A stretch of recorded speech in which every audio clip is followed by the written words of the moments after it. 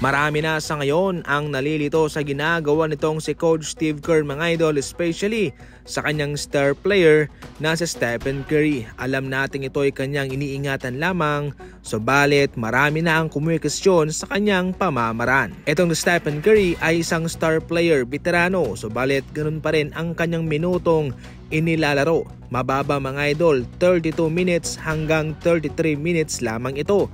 Malabo na nga itong makasampa sa 35 minutes. Marami ang komisyon ngayon sa kanyang pamamaraan, especially mga idol sa kanilang nakarang laban kontra OKC Thunder, dahil nakapasok daw itong sa Stephen Curry ng 2 3-pointer, pero sinab out daw ito kaagad ni Coach Steve Kerr mga idol at ipinasok sa 4th quarter, kung saan mayroon na lamang daw 4 na minuto ang natitira sa kanilang laban, at pagkatapos noon sinab out ulit siya at ipinasok na mayroong 3 minutong natitira.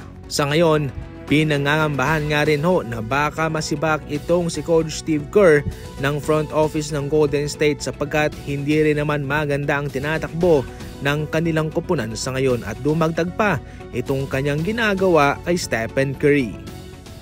Kabilang sa mga nasnab sa All-Star ay itong si LaMelo Ball ng Charlotte Hornets, despite sa kanyang malaking ina-average 28.2 points, 5.3 rebounds, 7.3 assists and 1.4 steals per game. Siya'y na-snub sa botohan at bigong makapasok sa All-Star starter at maging sa reserba man lang. Subalit heto ang isa sa mga factor na ating titingnan kung bakit na-snub siya. Unang-una, hindi raw maganda ang record nitong Charlotte Hornets. Hindi rin naman ganon katindi ang hatak ni LaMelo Ball sa mga fans sa attendance ng Charlotte Hornets.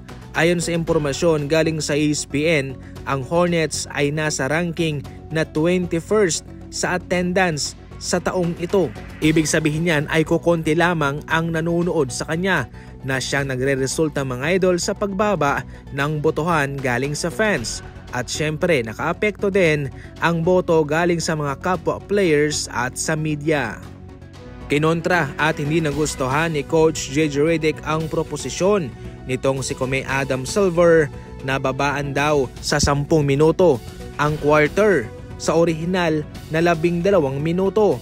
Ayon kasi kay Kome Adam Silver, ang NBA lang daw ang nag-e-implement pa ng ganyang kataas na minuto. Subalit ayon naman kay Coach JJ Redick ng Los Angeles Lakers, hindi siya pabor sa ganyan, dahil ang NBA ay isang Premier League, dekalibreng liga ito. Kaya bakit mo tatapyasan ang minuto?